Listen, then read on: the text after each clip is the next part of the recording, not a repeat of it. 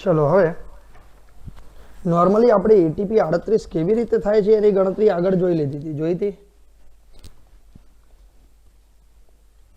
Yes sir.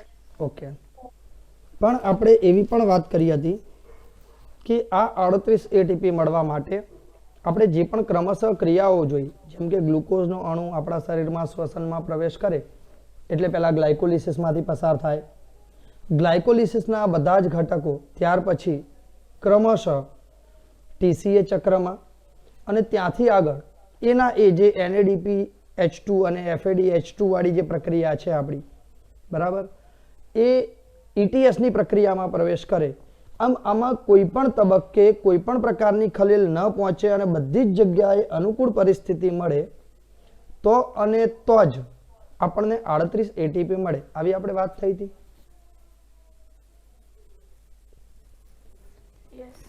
Okay, in short આપણે એવું કહી શકીએ કે 38 એટીપી નું જે પણ કેલ્ક્યુલેશન છે એ 38 એટીપી ના કેલ્ક્યુલેશન માટે કમ્પલસરી આદર્શ પરિસ્થિતિ જોઈએ, હા કે ના?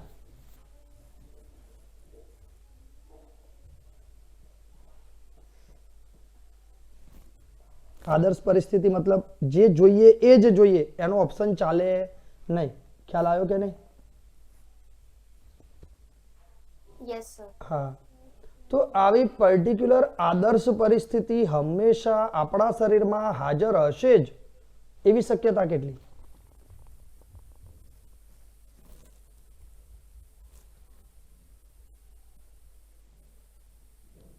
કહી શકાય કે ન કહી શકાય?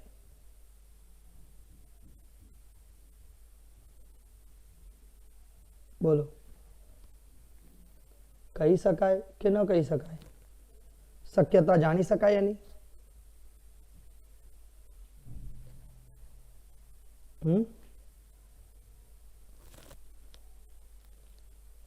શું દરેક વ્યક્તિની દરેક પરિસ્થિતિમાં આંતરિક સ્થિતિ સમાન હોય છે?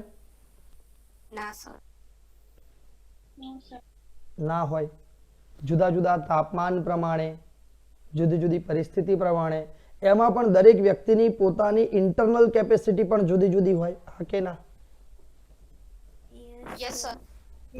મતલબ દરેકની શારીરિક સ્થિતિમાં આ આદર્શ પરિસ્થિતિ હંમેશા મળશે જ એવા ચાન્સીસ કેટલા?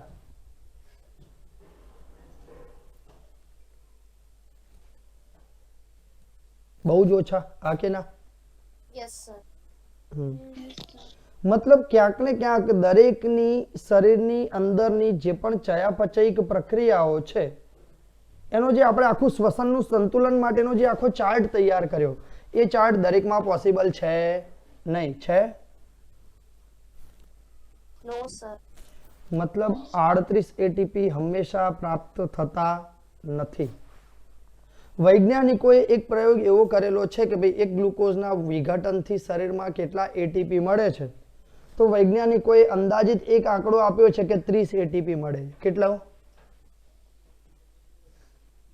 30 એટીપી. આપણે સાબિત કેટલા કર્યા બેટા? 38 એટીપી. 38 સાબિત કર્યા. તો એ 8 ક્યાં વપરાયા એ હજી વૈજ્ઞાનિકો પણ ગોતે છે. જે દિવસે એમને મળી જશે તે દિવસે આપણને કહી દેશે, બરાબર? ઇન શોર્ટ આપણે એવું કહી શકીએ કે આપણી જે પણ આદર્શ પરિસ્થિતિની જરૂરિયાત છે એ આદર્શ પરિસ્થિતિના અભાવે એ 8 એટીપી ક્યાંક ઘટ્યા, હા કે ના? Yes sir. બરાબર, કહી શકાય કે ન કહી શકાય?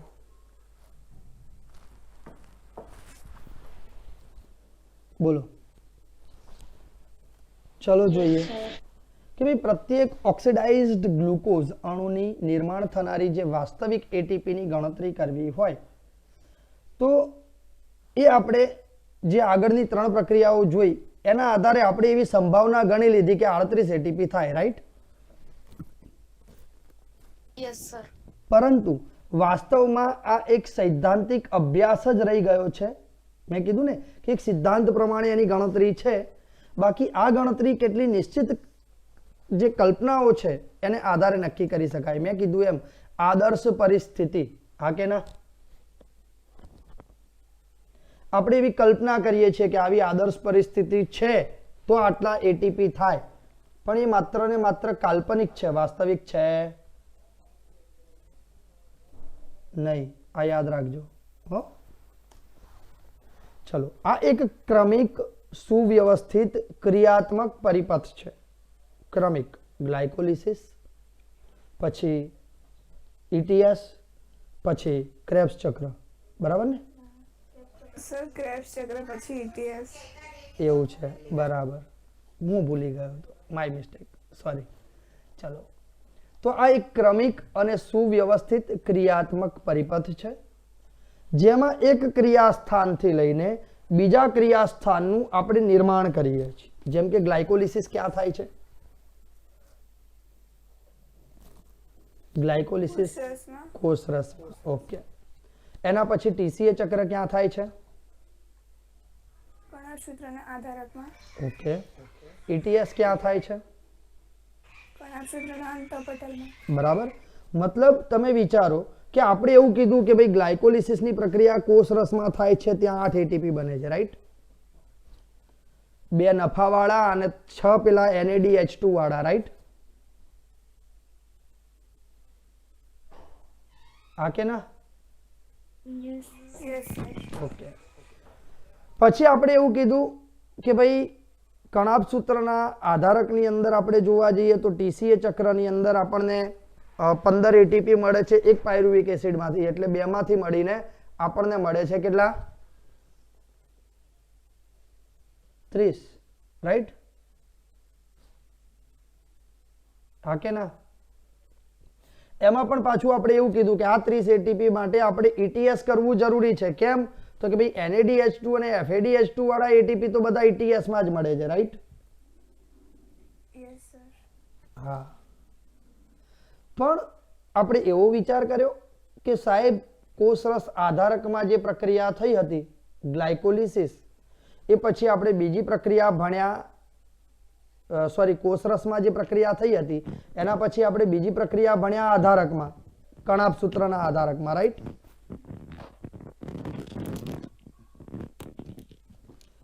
તો જે પાયરુવિક એસિડનો અણુ કોષરસમાં હતો એ આધારકમાં પહોંચ્યો તો કોઈ પણ પ્રકારની ઉર્જા વાપર્યા વગર પહોંચે ખરો?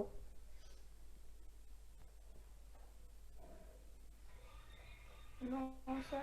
મતલબ ત્યાં કોઈક પ્રક્રિયા હજી એવી થાય છે કે જ્યાં કંઈક ઉર્જા વપરાતી હશે, રાઈટ? Yes, sir. હા. બીજી પણ એવી કેટલીક પ્રક્રિયાઓ હશે કે જ્યાં કેટલીક ઉર્જા વપરાતી હશે અને એ સરવાળો બાદબાકી કરતા 8 ATP ક્યાંક ગુમાવાય છે. આવું ક્યાંય આપણી ચોપડીમાં ઉલ્લેખ નથી, આ યાદ રાખજો.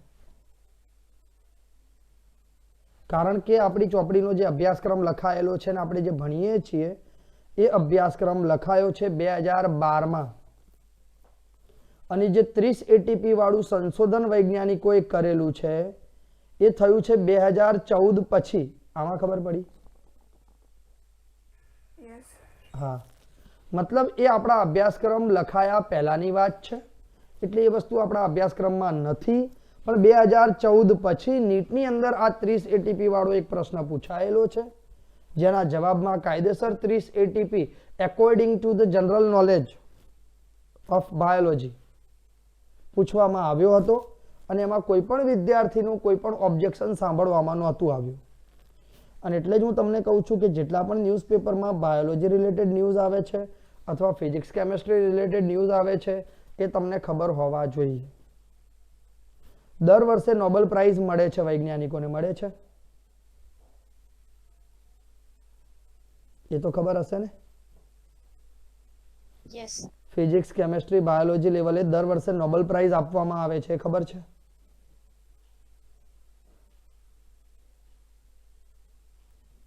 ખબર છે બધાને?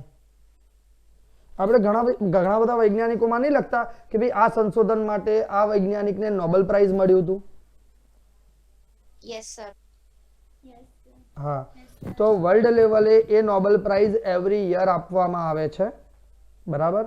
અને તમારા લોકોના નીટના પેપરમાં છેલ્લા 3 વર્ષના નોબેલ પ્રાઇઝ પૂછવાની છૂટછાટ છે, બરાબર? તો એ વસ્તુ યાદ રાખજો કે કોઈ પણ વિષયમાં છેલ્લા 3 વર્ષમાં, એટલે કે ફિઝિક્સમાં અથવા કેમેસ્ટ્રીમાં અથવા બાયોલોજીમાં, મેડિકલ સાયન્સમાં, બાયોકેમિકલમાં, ઇલેક્ટ્રોફિઝિક્સમાં આવા કેટલા પણ નોબેલ પ્રાઇઝ છે કે જે 3 વિજ્ઞાનની શાખામાં આપવામાં આવે છે, બરાબર. છેલ્લા 3 વર્ષના નોબેલ પ્રાઇઝનું લિસ્ટ તૈયાર કરવાની તમારી જવાબદારી છે. હું ગમે ત્યારે પૂછીશ. આજે મેં તમને કામ આપ્યું, આ કામ માટે હું તમને 1 મહિનાનો સમય આપું છું. કેટલો? 1 મહિનાનો. હા, કારણ કે આપણે ફેબ્રુઆરી 28 દિવસનો મહિનો હોય, બરાબર. તમે પાછા એમ કહો સાહેબ તમે નાનો મહિનો ગોતીને આપ્યો, એટલે મેં તમને આજે 29 તારીખે કહી દીધું. માર્ચમાં પૂછીશ એટલે તમને પૂરા 31 દિવસ મળે, બરાબર ને? Yes sir. આપણે માર્ચમાં પૂછીશું. આપણું માર્ચ એન્ડિંગનું કામકાજ આવે, પેલા હિસાબી વર્ષની જેમ. હવે આપણે આખી જે વાર્તા કરેલી છે આગળ ETSની ને બધી, એ પ્રમાણે આપણે જાણીએ છીએ કે ગ્લાયકોલિસિસમાંથી જે પણ NADH છે એ કણાભ સૂત્રમાં આવે છે અને એનું ઓક્સિડેટિવ ફોસ્ફોરાયલેશન થાય છે, રાઈટ?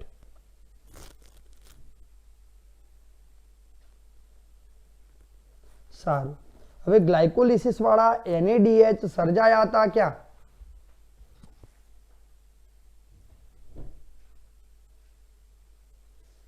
કઈ જગ્યાએ સર્જાયા હતા ગ્લાયકોલિસિસ વાળા NADH?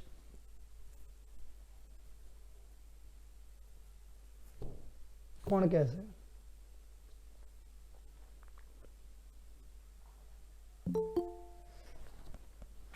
જ્યારે ગ્લિસરીહાઇડ 3 માંથી 1,3 બાયફોસ્ફોગ્લિસરીન. નહીં, એવું નથી જાણવું બેટા મારે.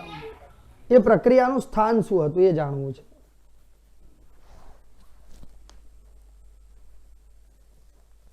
મીના,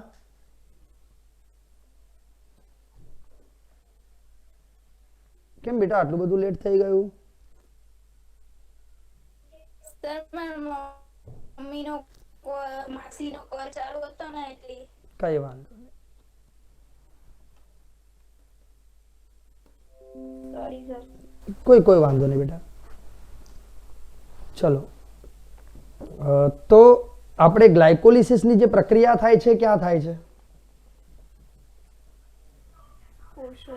કોષરસમાં. મતલબ એના જે NADH સર્જાયા એ ક્યાં સર્જાયા?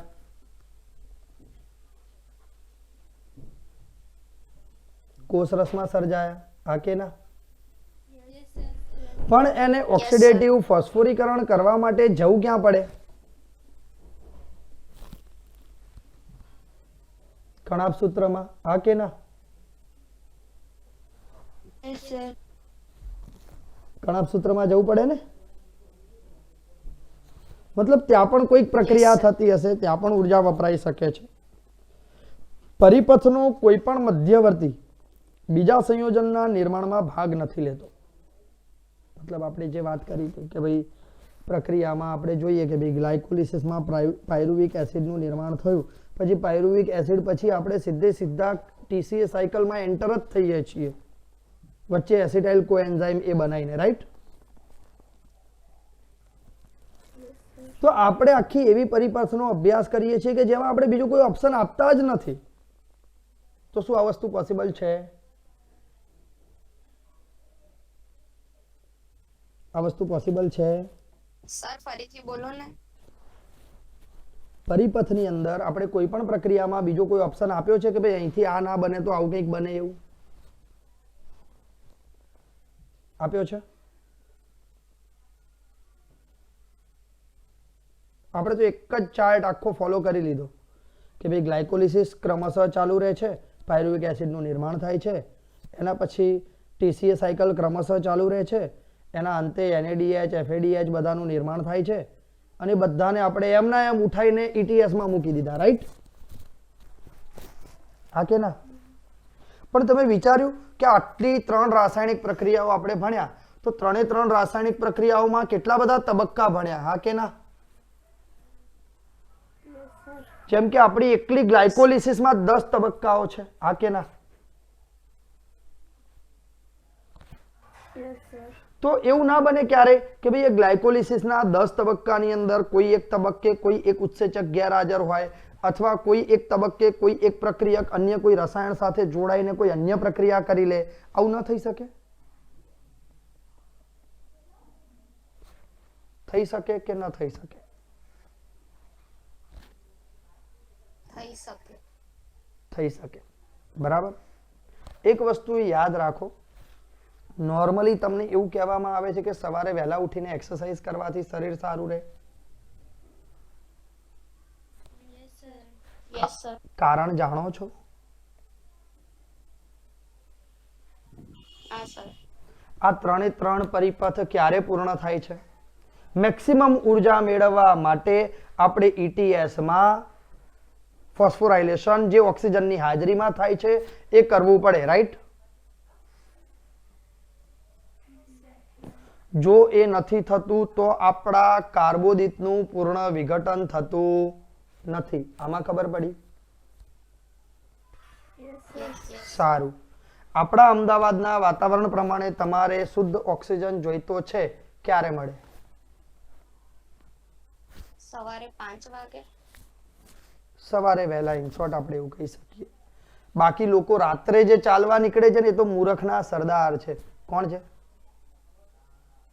મૂરખના સરદાર. હા, મૂર્ખ બી નહીં, એમના સરદાર. પેલા નાના હતા ને પાઠ આવતો હતો ને, બીરબલે કીધું તું ભાઈ 5મો મૂર્ખ હું ને 6ઠ્ઠા તમે, કે આવા મૂર્ખને ગોતવામાં આ રાજ્યનો સમય બગાડ્યો, બરાબર ને? Yes sir. હા, એવા સરદાર. કારણ આપણે ચાલવીને જે ઓક્સિજનની જરૂરિયાત છે એ ઓક્સિજન આપણને આખા દિવસના પોલ્યુટેડ વાતાવરણમાં સાંજે મળવો પોસિબલ નથી. સાંજે ટ્રાફિકનો ટાઈમ હોય કે ના હોય?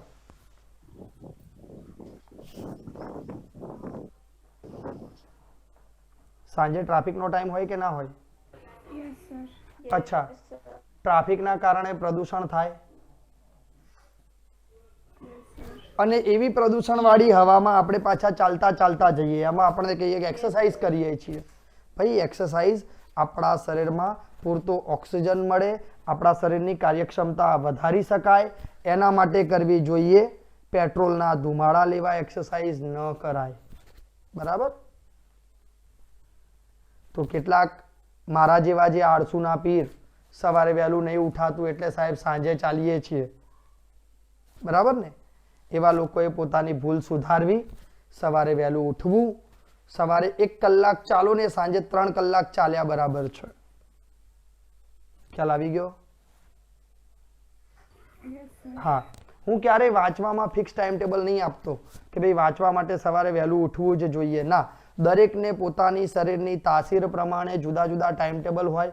એ પ્રમાણે કોઈ સવારે વહેલું વાંચી શકતું હોય, કોઈ રાત્રે મોડા સુધી વાંચી શકતું હોય. એ તમે તમારી અનુકૂળતાએ વાંચો, એમાં હું નથી કહેતો. બાકી જો તમારે એક્સરસાઇઝ કરવી છે, શરીરને પૂરતા પ્રમાણમાં ઉર્જા આપવી છે, તો તમારી પાસે બેસ્ટ ટાઈમ મોર્નિંગનો જ છે, સાંજે ન થાય. ક્લિયર? Yes sir. બીજું, સવારે 1 કલાક ખુલ્લા વાતાવરણમાં થોડું ઘણું ચાલવાથી 1 કલાકનો સમય ન મળે ને તો એટલીસ્ટ 15-20 મિનિટનો ટાઈમ કાઢવો, જેથી કરીને તમે આખો દિવસ એનર્જેટિક ફીલ કરશો. શરીર આખો દિવસ ફૂર્તિમાં રહે તમારું, બરાબર? કદાચ ચાલવાનો ટાઈમ ના રહે તો સવારે, એવું નહીં કહેતો કે ખુલ્લામાં બેસીને, કારણ કે અત્યારે શિયાળામાં બધાની પરિસ્થિતિ હું જાણું છું, પણ ગોદડામાં બેસીને પણ નહીં, બરાબર? એટલીસ્ટ પ્રાણાયામ કરવો 5 થી 7 મિનિટ. કેટલી? પ્રાણાયામ ખબર છે? હા, જય ભગવાન હશે. ચલો આગળ ભણીએ. અત્યાર સુધી આપણે જે પણ વાત કરી એ બધી વાત કરી કોની?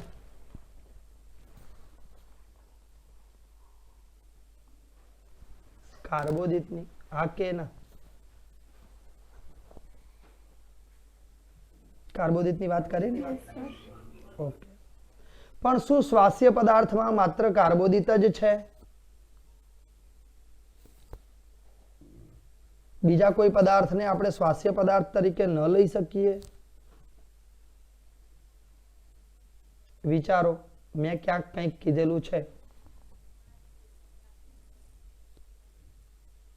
જો યાદ આવે તો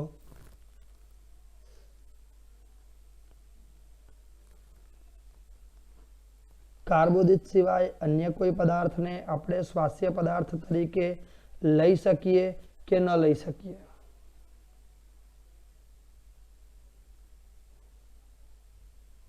ખબર નહીં સાહેબ, તમે કહેશો એ રાખીશું. પ્રોટીન અને ચરબીને લઈ શકીએ. લઈ શકીએ. સારું, ચલો તે કીધું એ પ્રમાણે હું એવું રાખું કે પ્રોટીન ને ચરબીને લઈ શકીએ, તો શું ન્યુક્લિયોટાઇડ્સ ને ન લઈ શકાય? ન્યુક્લિક એસિડ ને ન લઈ શકાય?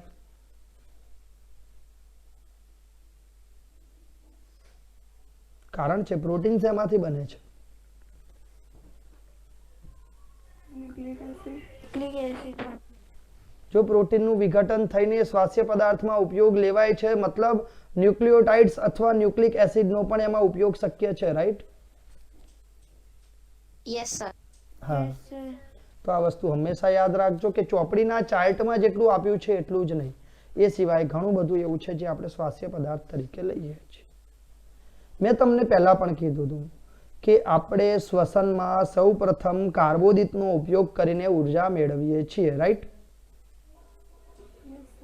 ઓકે, ધારો કે કેટલીક વખત શરીરને કાર્બોદિત ઓછા પ્રમાણમાં મળે ત્યારે આપણે શરીરમાં જુદી જુદી જગ્યાએ જમા થયેલી ચરબીનો ઉપયોગ સ્વાસ્થ્ય પદાર્થ તરીકે કરીએ છીએ. ક્લિયર? Yes yes. આમાં ખબર પડી? Yes sir. અને એટલે જ નોર્મલી એવું કહેવામાં આવે છે કે અઠવાડિયામાં એક દિવસ ઉપવાસ કરવો જોઈએ. કેમ? એક મિનિટ હો, પહેલા હું ક્લિયર કરી દઉં. સાચા અર્થમાં ઉપવાસ કરવો જોઈએ, 1 કિલો ફરાળ કરીને નહીં. હો, હા, નહીતર કે સાહેબે કીધું તું અઠવાડિયામાં એક દિવસ ઉપવાસ કરવાથી સ્વાસ્થ્ય સારું રહે છે, પછી પપ્પાને મેનુ આપી દઈએ, આટલું ફરાળ લેતા આવજો. તો મહેરબાની કરીને કોઈએ એવા ઉપવાસ ન કરવા. હો, હા. આપણા પૂર્વજો 11 કરવાનું મહત્વ કહે છે કે નહીં? Yes sir. હા, સાયન્ટિફિક મહત્વ પણ છે બેટા, કે જે માણસ અઠવાડિયામાં એક ઉપવાસ નથી કરતો એ એટલીસ્ટ 2 11 કરે મહિનામાં. 2 આવે એ તો ખબર છે ને? હા, નહીતર કે સાહેબ 11 2 કેમ નહીં આવે મહિનામાં? આવા પ્રશ્નો મને થયેલા છે, બરાબર? 11 2 આવે મહિનામાં, એટલીસ્ટ 2 11 કરો બેટા. તો 11 કાયદેસર જે થાય છે ને, કાયદેસર એવી રીતે કરવાની. હો રાજેન્દ્ર, કાયદેસર 11 કેવી રીતે થાય બેટા? હા, એ ફરાળમાં કેવું ફરાળ હોય? હળવું ફરાળ હોય, રાઈટ, બરાબર. કોઈ પણ પ્રકારનું અનાજનો ઉપયોગ ન કરવો અને હળવું ફરાળ કરીને 11 કરવી. 1 કિલો ફ્રૂટ ખાઈને નહીં. હો, હા, નહીતર કે આજ શું છે તો કે 11 બરાબર. સવાર શું ખાધું તો કે 2 ગ્લાસ એપલ જ્યુસ પીધું. બપોરે ફરાળ કર્યું, એમાં તો કે મોરૈયો હતો, બટાકાની ભાજી હતી, ફરાળી બફળા હતા, રાજગરાનો શીરો હતો, બરાબર. સાંજે કઈ નહીં, ચીકુનું જ્યુસ પી લઈશ, એ 3 પાલા, વધારે નહીં પીવું. એ મોંઘું પડે બેટા. હો, એવું ન કરવું. કાયદેસર ફરાળ એનું સાયન્ટિફિક ઇમ્પોર્ટન્સ એવું છે કે આપણે રોજે રોજ આપણા ખોરાકમાં કાર્બોદિત લઈએ છીએ કે નહીં? ઓકે. એની સાથે સાથે આપણે કઈ કાર્બોદિતના બાટલા તો પીતા નથી. આપણા ખોરાકમાં ઘી હોય, દૂધ હોય, કઠોળ હોય, મતલબ પ્રોટીન પણ હોય છે અને ચરબી પણ હોય છે, રાઈટ? હા, તો એમાંથી આપણા સ્વાસ્થ્ય પદાર્થ તરીકે કાર્બોદિતનો ઉપયોગ થાય છે, પણ ચરબી જમા થાય છે. હા, પ્રોટીન છે એ પ્રોટીનયુક્ત ખોરાક લેવો જોઈએ જેથી કરીને આપણી રોગ પ્રતિકારકતા સારી રહે.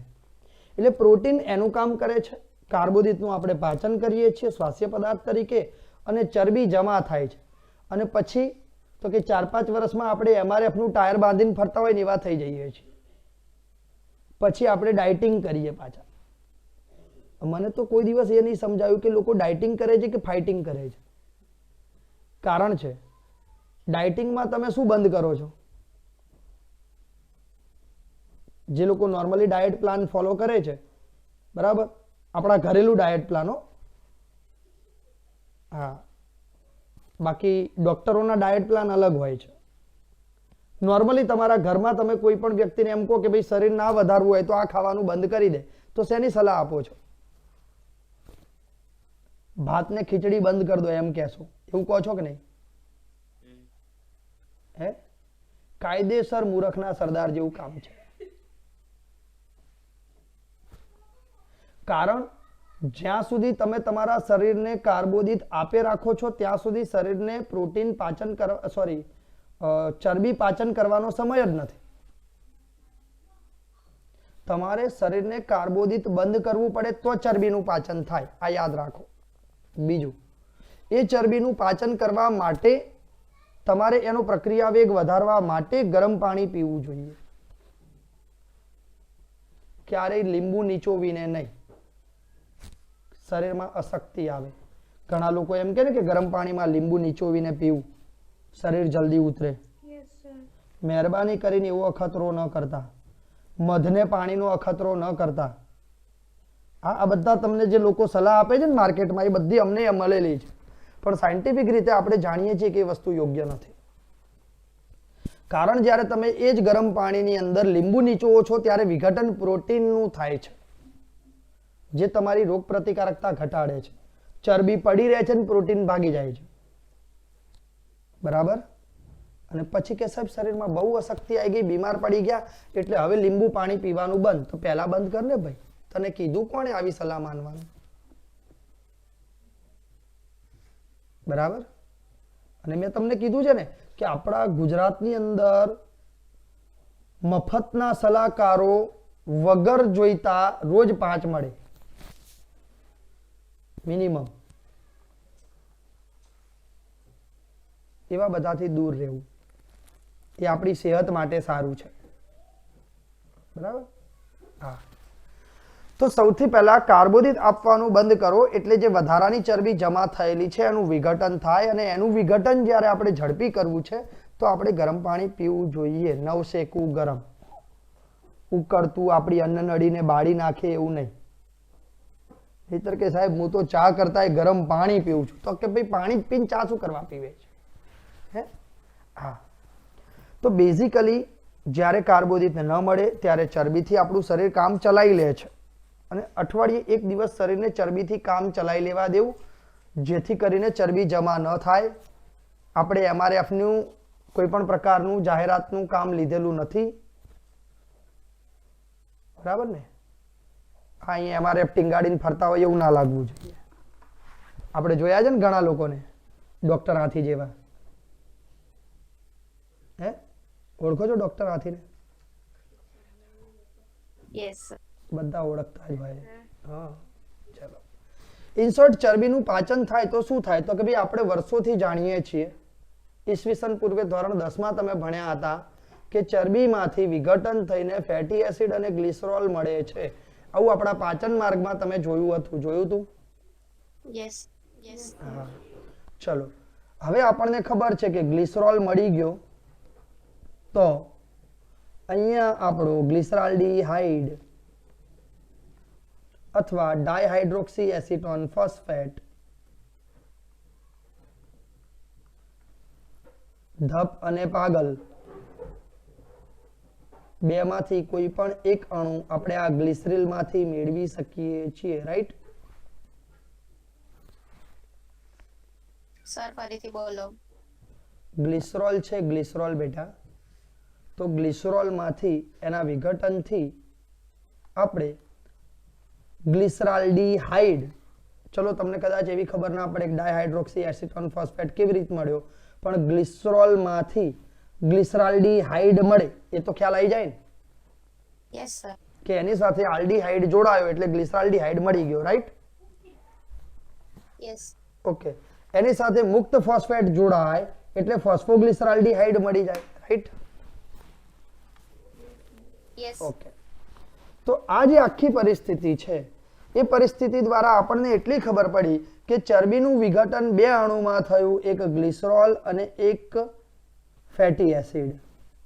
એમાંથી ગ્લિસરોલ જો આવે તો એ ક્યાંથી પ્રવેશ કરે છે? તો કે ભાઈ ગ્લિસરાલ્ડીહાઇડ થી, રાઈટ?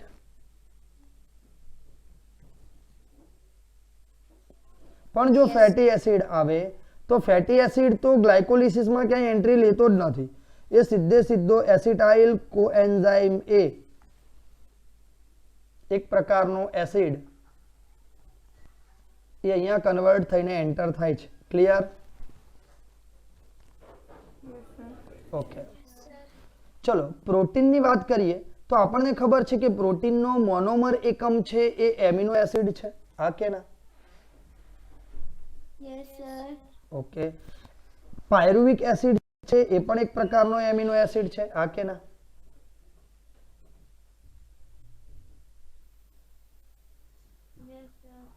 ઓકે, તો એમિનો એસિડ ક્યાંય પણ પાયરુવિક એસિડના સ્ટેપથી આપણા ઉર્જા ચક્રમાં એન્ટર થઈ શકે છે, હા કે ના?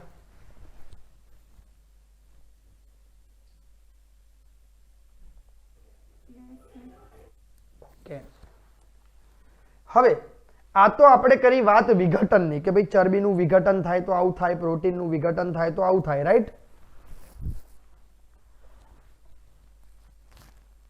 પણ ધારો કે આપણે શરીરની જરૂરિયાત કરતાં વધુ પ્રમાણમાં કાર્બોદિત શરીરને આપીએ છીએ, એટલી ઉર્જાનો આપણે ઉપયોગ કરતા નથી, તો એવા સમયે આ ગ્લિસરાલ્ડીહાઇડ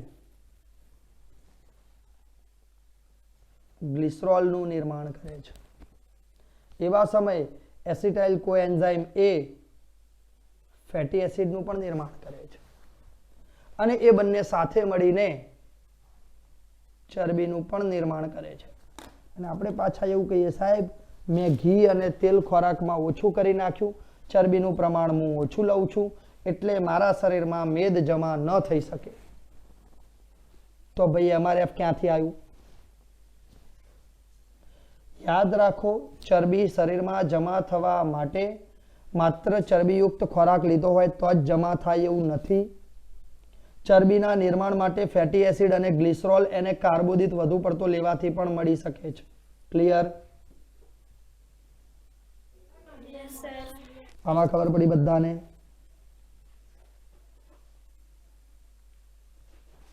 યસ. ઓકે, તો પહેલા આપણે એવું કીધું હતું કે ભાઈ પ્રોટીનનું વિઘટન થયું, એમિનો એસિડ બન્યો, એમિનો એસિડનું વિઘટન થયું, પાયરુવિક એસિડ બન્યો. એ વિઘટનાત્મક પથ છે, પણ એ જ પથ જ્યારે કાર્બોદિતનું પ્રમાણ વધે તો રિવર્સમાં જવો શક્ય છે કે નહીં? Yes sir. Yes sir. તો એ કેવો પથ થયો બેટા? સંશ્લેષણાત્મક, આ કે ના? ટૂંકમાં આપણે એવું કહી શકીએ કે આ પરિપથમાં ચય ક્રિયાઓ પણ શક્ય છે અને અપચય ક્રિયાઓ પણ શક્ય છે, આ કે ના? યસ. યસ. તો આવા પરિપથને ઉભયધર્મી પરિપથ કહેવામાં આવે છે. આવડે? યસ. યસ. એના માટે ઇંગ્લિશ શબ્દ એમ્ફીબોલિક પાથવે છે, બરાબર? યાદ રહેશે? તો હવે આ આખી વાર્તા હું વાંચતો નથી, આપણે બધી જ વાત કરી ચૂક્યા છીએ. હવે એના પછીનો ટોપિક મારે જે તમને ટૂંકમાં સમજાવવાનો છે ઉભયધર્મી પરિપથ પછીનો, એ ટૂંકમાં જે પરિપથ છે, ક્યાં ગયો? શ્વસનાંક. શ્વસનાંક શું છે? તો કે ભાઈ આપણે જે શ્વસનની પ્રક્રિયા જોઈ, એ શ્વસનની પ્રક્રિયામાં આપણે એવું જોયું કે ઓક્સિજનનો ઉપયોગ થાય છે અને કાર્બન ડાયોક્સાઇડનું નિર્માણ થાય છે, રાઈટ? ઓકે, મતલબ જે પણ કાર્બન ડાયોક્સાઇડનું સર્જન થયું એ અને જે પણ ઓક્સિજન વપરાયા એ બંનેના ગુણોત્તરના મૂલ્યને શ્વસનાંક કહેવામાં આવે છે. બોલો, યાદ રહેશે? ઓકે, તો આવો જે શ્વસનાંક છે, ગુણોત્તર મૂલ્યવાળો જે શ્વસનાંક છે, એમાં આપણે આપણા ગ્લુકોઝની વાત કરીએ તો અહીંયા 6 CO2 ઉપયોગમાં લેવાય છે, 6 O2 ઉપયોગમાં લેવાય છે અને 6 CO2 નું નિર્માણ થાય છે, રાઈટ? તો 6/6 એટલે એનો શ્વસનાંક કેટલો થયો? 1. ઓકે. તો જ્યારે પણ આપણે કાર્બોદિતની વાત કરીએ તો કાર્બોદિતનો શ્વસનાંક હંમેશા 1 હોય, આવું યાદ રહેશે. Yes. ઓકે. એના પછી આપણે ચરબીની વાત કરીએ તો આપણી ચોપડીમાં ચરબીમાં ઉદાહરણ આપ્યું છે ટ્રાયપામિટીનનું, અને ટ્રાયપામિટીન જે છે એ 51 કાર્બનયુક્ત ચરબીનો અણુ છે, જેમાં 145 ઓક્સિજન વપરાઈને 102 CO2 નું નિર્માણ થાય છે. તો અહીંયા 102 ડિવાઈડ બાય 145 જેનું મૂલ્ય લગભગ 0.7 ની નજીક મળે છે. પણ અહીંયા તો માત્ર ને માત્ર ટ્રાયપામિટીનની વાત છે. હવે યાદ રાખો, ચરબીના અણુની આપણે વાત કરીએ તો ચરબીમાં આપણે મેદ અને તેલ આવી બે વસ્તુઓ જોઈ હતી, રાઈટ? આ બંનેનો શ્વસનાંક જુદો જુદો છે. પણ કોઈ પણ ચરબી હોય, મેદ હોય, તેલ હોય કે એ બંનેનું મિશ્રણ પણ કેમ નથી, એનો શ્વસનાંક 0.7 થી 0.8 ની વચ્ચે જોવા મળે છે. યાદ રહેશે? ઓકે. એટલે આપણી ચોપડીમાં ચરબી માત્ર 0.7 થી આપી દીધી છે, પણ નીટની અંદર પૂછાયેલો પ્રશ્ન 0.7 થી 0.8 છે, અને સાચો જવાબ 0.7 થી 0.8 આવશે. ક્લિયર?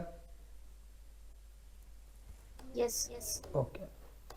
હવે આગળ વાત કરીએ તો જ્યારે પ્રોટીનનો સ્વાસ્થ્ય પદાર્થ તરીકે ઉપયોગ થાય ત્યારે તેનો શ્વસનાંકનો ગુણોત્તર 0.9 એટલે કે એનો RQ 0.9 મળે છે. યાદ રહેશે? પણ એક વસ્તુ હંમેશા યાદ રાખજો કે શુદ્ધ પ્રોટીન અને શુદ્ધ ચરબી ક્યારેય સ્વાસ્થ્ય પદાર્થ તરીકે ઉપયોગમાં આવતા નથી. આ વાક્યનો મતલબ મને સમજાવવા પ્રયત્ન કરશો? આ વાક્યનો અર્થ શું થશે? આપણે તો હમણાં પ્રોટીન અને ચરબી બંનેને સ્વાસ્થ્ય પદાર્થ તરીકે લીધા કે નહીં? હા કે ના?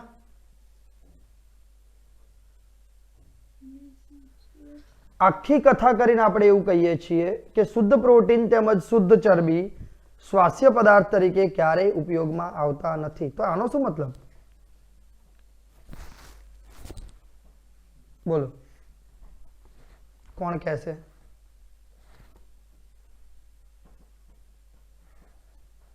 અંદાજ તો લગાવો. આપણે કોઈને ફાંસીની સજા ક્યાં છે? બોલો, પ્રયત્ન કરો.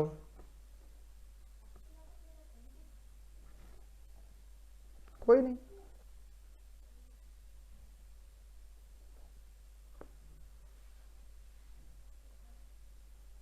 નવાઈ લાગે છે મને.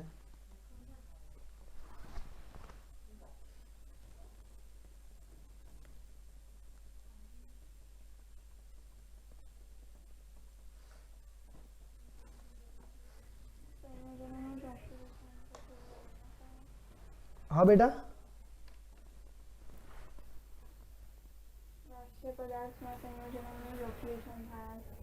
સમજાવું. સીધી ચરબી કોઈ દિવસ ના આવે શ્વસનમાં, સીધો પ્રોટીન કોઈ દિવસ ના આવે.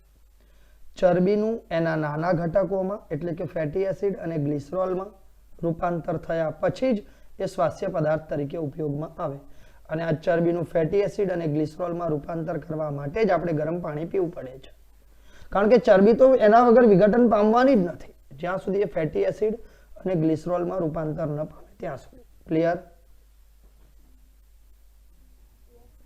જો શુદ્ધ ચરબી કે શુદ્ધ પ્રોટીન સ્વાસ્થ્ય પદાર્થ તરીકે કામ આવતા નથી, તો કોણ આવે છે? તો કે ભાઈ ચરબીના નાના એકમો ફેટી એસિડ અને ગ્લિસરોલ, પ્રોટીનના નાના એકમો amino acid. Clear? Yes, sir. યાદ રહેશે હવે? Yes, sir. તો અહીં આપણું ચેપ્ટર પૂરું થાય છે.